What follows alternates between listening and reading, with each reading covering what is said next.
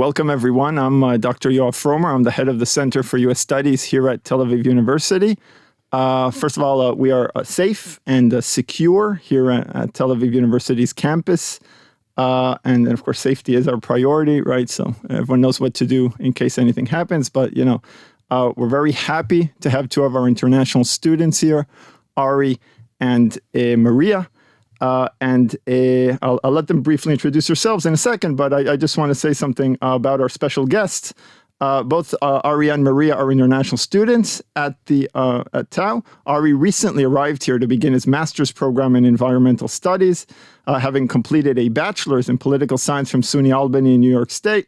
Maria is here to begin a master's in security and diplomacy, right? So I'll be teaching you next year. And she joins us after completing a bachelor's in criminology from the University of Malta, right? So very kind of international, interdisciplinary, diverse student body.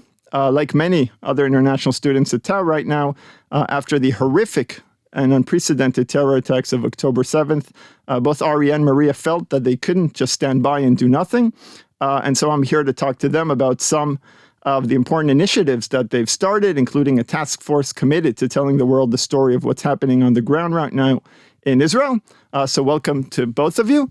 I just want to say on a personal note how, as a faculty member, as a teacher, but also as an Israeli, how immensely proud and privileged, I think I know I am, and many of our faculty members, of all our students, but certainly the international students who, not only are here really, but in the fact that they've taken this initiative to help out, to do the right thing as they see fit, to take an ethical stand, a moral stand, and to do it on your own. And I certainly think, I commend you for it. And I think as TAU faculty are immensely proud of you. So it's just important for me to state that. So I want to start maybe just, if each of you maybe can briefly introduce yourself beyond just, the techniques that I introduced. And also tell us what brought you here to Israel and to TAU specifically. Maybe Maria, you want to start?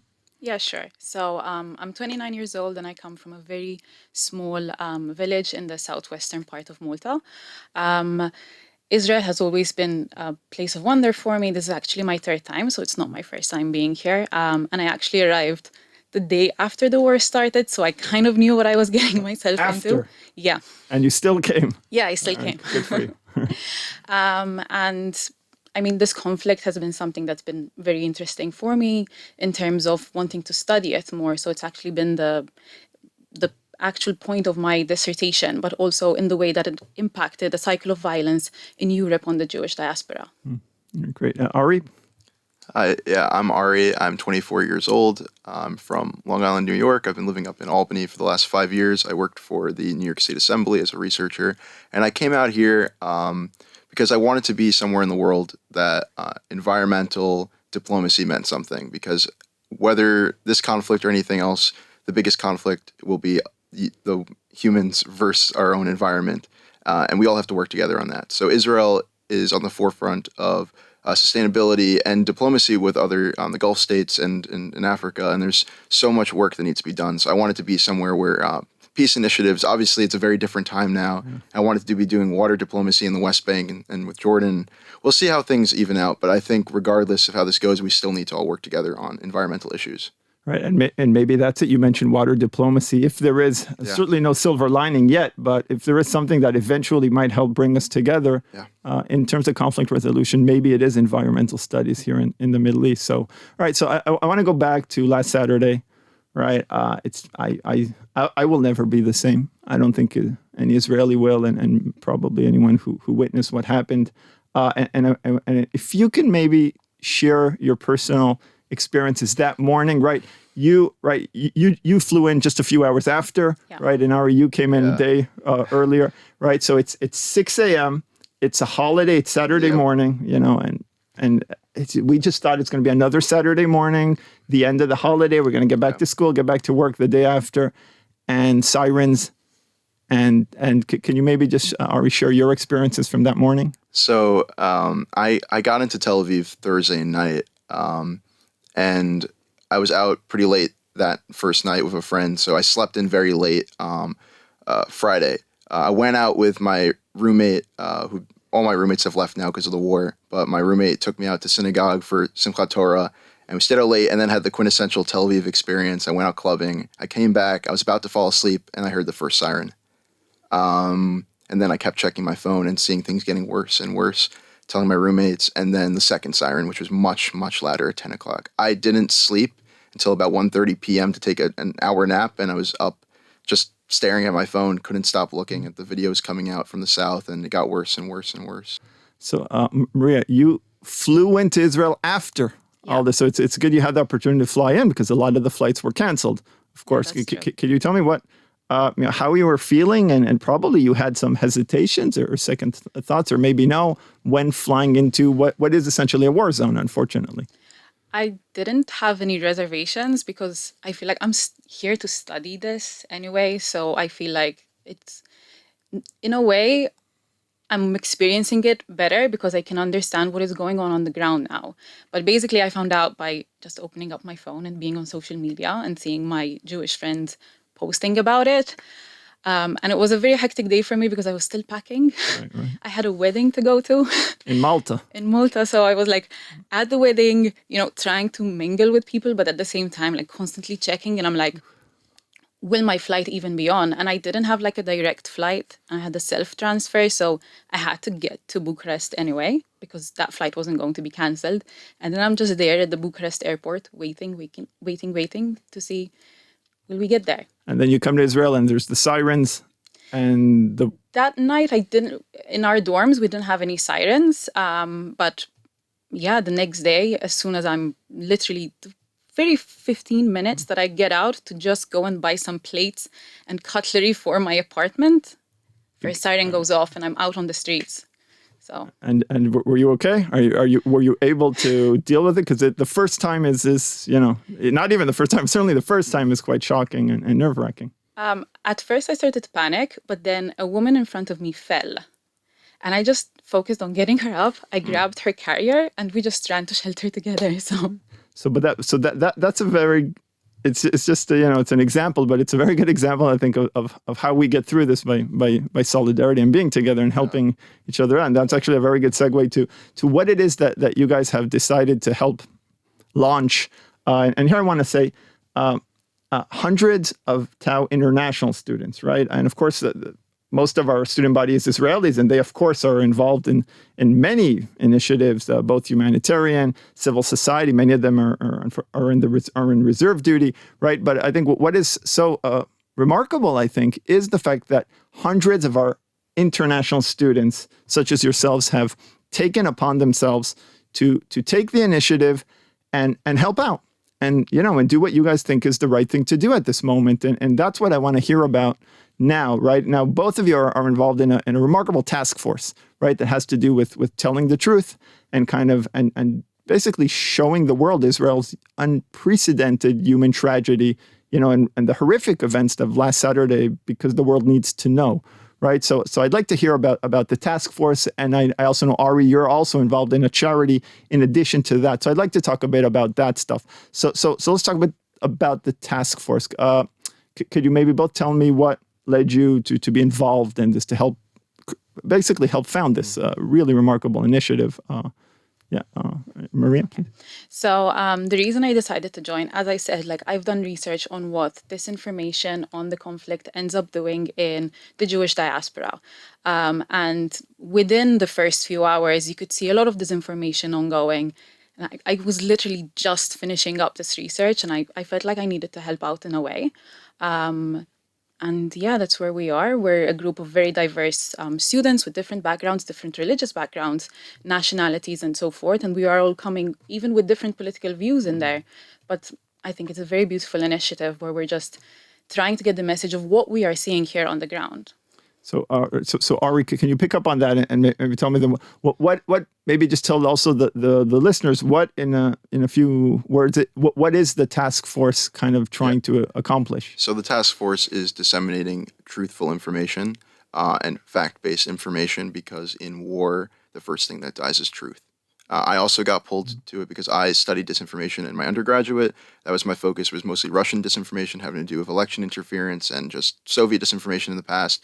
A lot of it tied to anti-Semitism, by the way, disinformation that has been something that's been around since Elders of Zion when the Russian Empire used it, and Hamas's charter as a translated version of Elders of Zion. So it's been used, and disinformation is, in the information age of war, it is the most effective weapon. And we saw that last night with the really, really unfortunate attack on the hospital, that immediately all the news reports reported Hamas's story without saying, oh, this is Hamas reported it, just blank. And it takes a lot longer to disprove something. So even though there's video evidence, including from Al Jazeera's own live stream showing it, it's very hard at this point to disprove. And now there's riots across the world at embassies, and there was a firebomb in Berlin.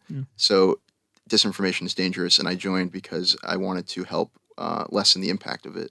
So I wonder, as international students in Israel, in a foreign country at this in a very difficult time, what are, I suppose, the main challenges that you both experience, even just in, and maybe if you can say for that, what is it you actually do, right? Maybe we can just say, what does the task force do? You said fight misinformation. How? Maybe if you could say how you actually do that, right? I know, Maria, you're involved in content, right?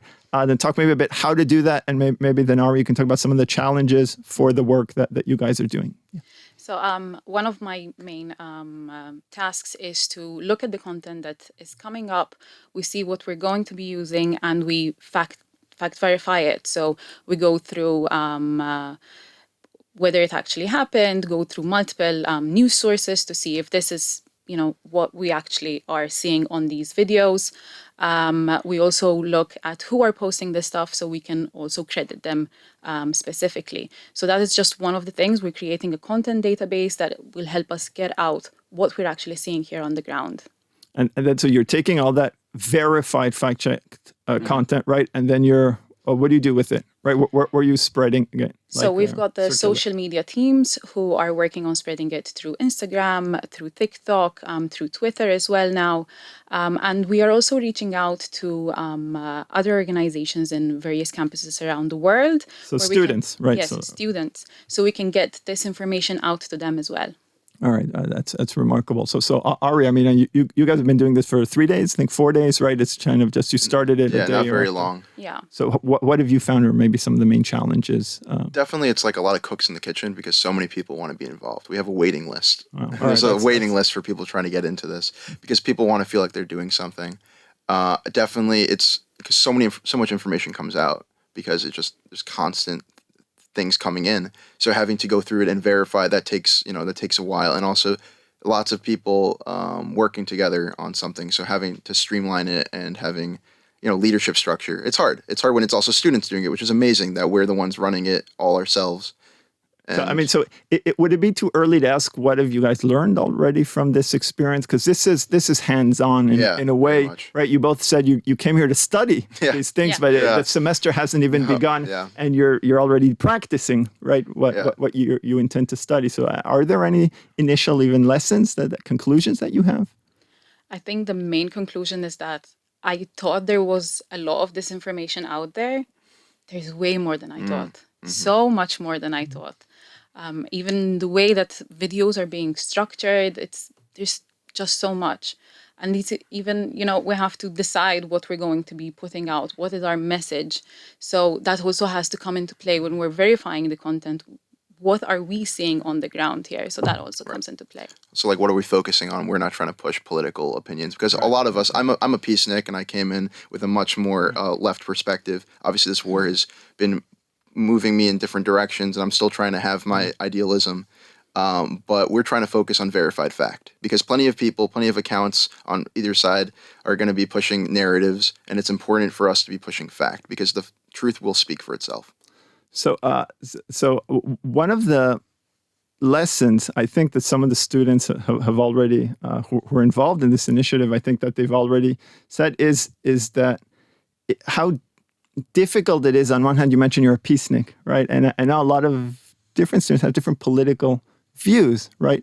But so it's this idea that everyone comes together, right? And again, I know just how diverse the student body is, and yet you're able to unify around something.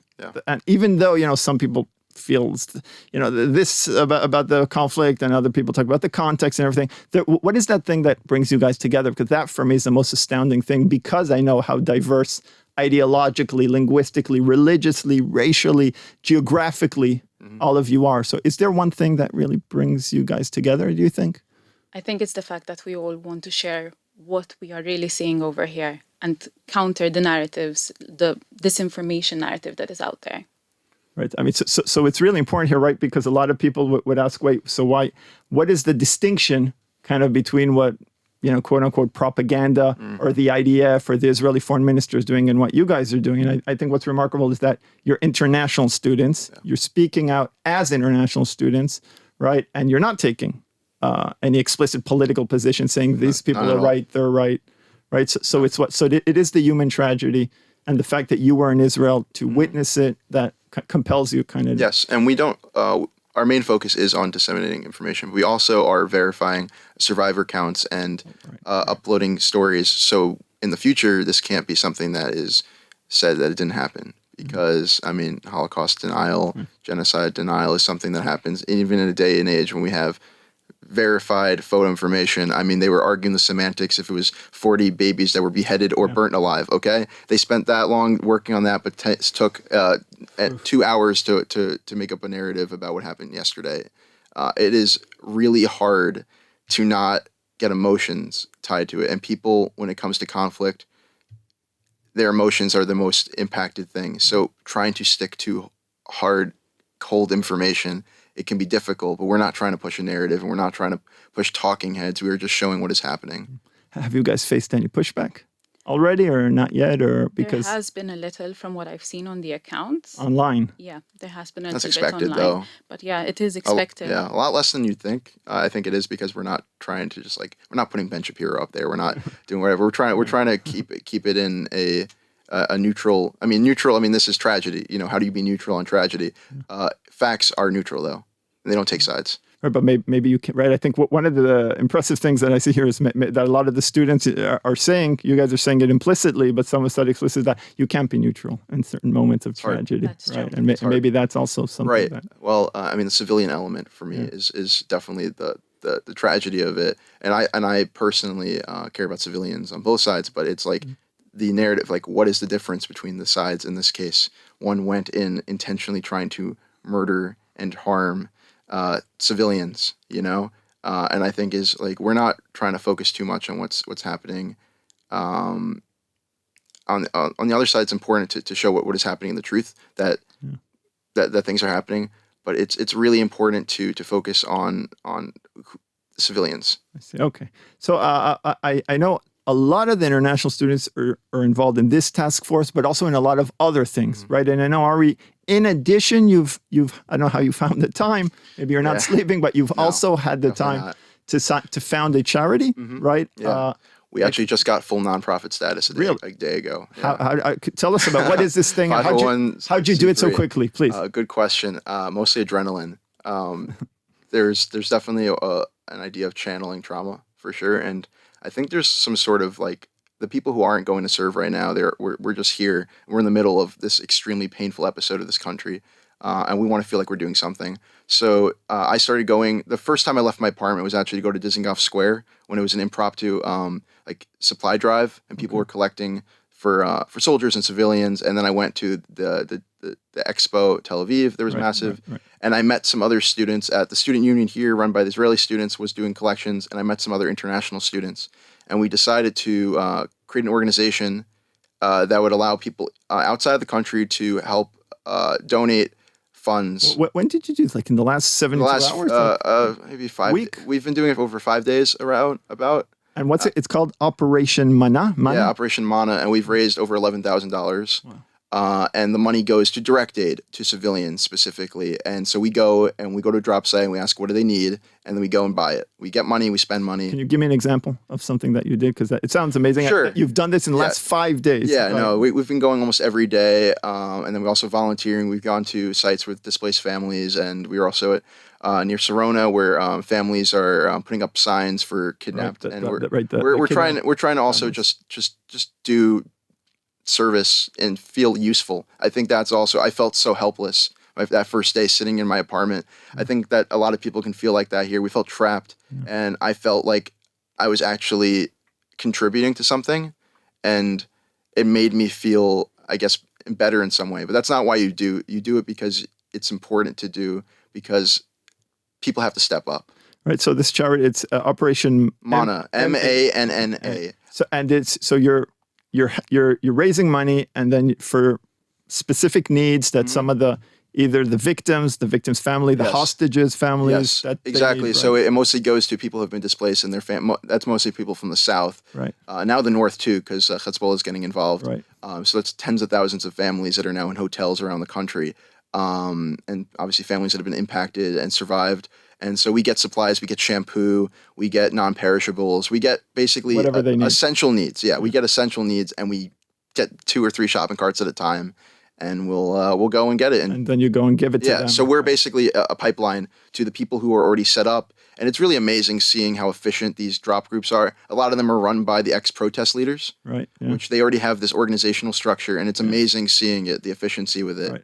So here, this is something for the sociologists and the political scientists in the crowd. But of course, the fact that you had the infrastructure, the irony, of course, the tragic irony that the infrastructure was here because of nearly 8 months of the protest against the judicial overhaul, which meant there was money and people and organizations in place to really, step up and take care of a lot of the victims and the hostages' families in the last week, where there has, been a vacuum, unfortunately, but by the political and the state's institutions. All right, so I want to begin wrapping this up, but I want to ask a question of both of you.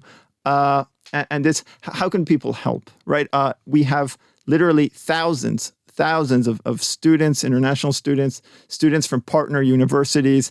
I've gotten, over the last week, at least 24 emails from past international students who want to help out.